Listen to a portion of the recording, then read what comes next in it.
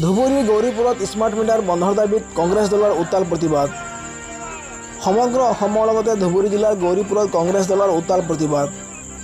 ৰাজ্যৰ ভিন্ন ভিন্ন প্ৰান্তৰ লগতে সমান্তৰালকৈ গৌৰীপুৰতো স্মাৰ্ট মিটাৰক লৈ উত্তাল কৰি তোলে বিদ্যুৎ উপসংমণ্ডলৰ কাৰ্যালয়ৰ সন্মুখত কংগ্ৰেছ দলৰ নেতাকৰ্মীসকলে। ৰূপসী আৰু দেৱীতোলা কংগ্ৰেছ কমিটিৰ উদ্যোগত গৌৰীপুৰ বিদ্যুৎ উপসংমণ্ডলৰ কাৰ্যালয়ত তীব্ৰ প্ৰতিবাদ সাব্যস্ত কৰে। হিমন্ত বিশ্ব শৰ্মা হাই হাই, মুখ্যমন্ত্ৰী মুৰ্দাবাদ, বিজেপি চৰকাৰ হাই হাই, স্মাৰ্ট মিটাৰ বন্ধ কৰক আদি বিভিন্ন শ্লোগানেৰে পৰিৱেশ উত্তাল কৰি তোলে প্ৰতিবাদকাৰীসকলে। News desk report, any express.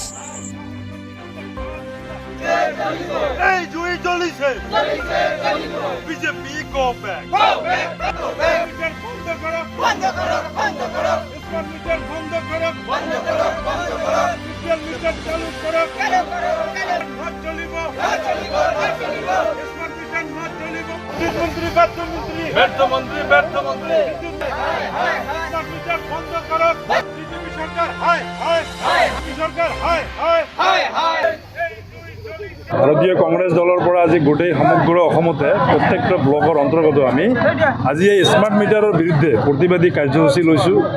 কাৰণ যিটো অসমত যোৱা মাহৰ পৰা বা যোৱা কেইদিনমানৰ পৰা যিটো স্মাৰ্ট মিটাৰ লগোৱাৰ পিছত যিটো অসমবাসীৰ মাজত যিটো এটা মানে অসম চৰকাৰে যিটো ৰামঠগন দিছে যে স্মাৰ্ট মিটাৰ লগালে আপোনালোকৰ বিল কমিব, আপোনালোকৰ ঘৰে ঘৰে বিল কম আহিব, গতিকে আপোনালোকে স্মাৰ্ট মিটাৰ লগাওক।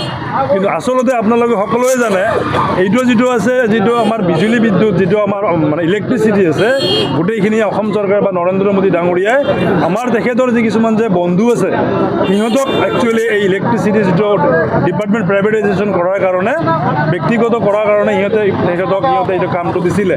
আৰু সেইটো কাৰণে আজি গোটেই অসমতে বা গোটেই ভাৰতবৰ্ষতে সিহঁতে আজি এই স্মাৰ্ট মিটাৰ লগাইছে, যাৰ কাৰণে আজি গোটেই অসমতে যিটো আজি ইলেক্ট্ৰিচিটি মানুহৰ যিটো সমস্যা দেখা দিছে, যিখন ঘৰত আগত 100 টকা বা 150 টকা বিল আহিছে, এটা ফেন বা এখন ফেন চলাইছিলে, আজি সেইখন ঘৰতে আজি প্ৰত্যেক সপ্তাহতে সিহঁতে 300-400 টকাৰ ৰিচাৰ্জ কৰি তৎ পোৱা নাই।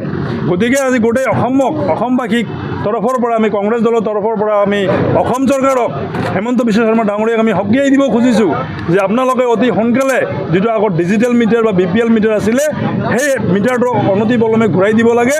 কাৰণ অসমবাসী ৰাইজৰ মাজত এটা এনেকুৱা পৰিস্থিতি হৈছে যে ইহঁতে এতিয়া ভাত খাবনে লাইটৰ বিল দিব।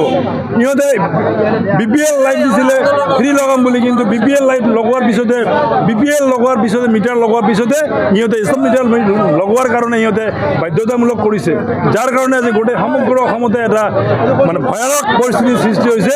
আমি আজি মেমৰেণ্ডাম দিম আজি, সেইকাৰণে আজি আপোনালোকৰ জৰিয়তে আমি অসম চৰকাৰক আমি সকীয়াই দিব খুজিছোঁ, যদি অনতিপলমে যদি স্মাৰ্ট মিটাৰ বন্ধ নকৰে এই প্ৰতিবাদী কাৰ্যসূচী আগন্তুক দিনত ভয়ানকভাৱে চলি থাকিব।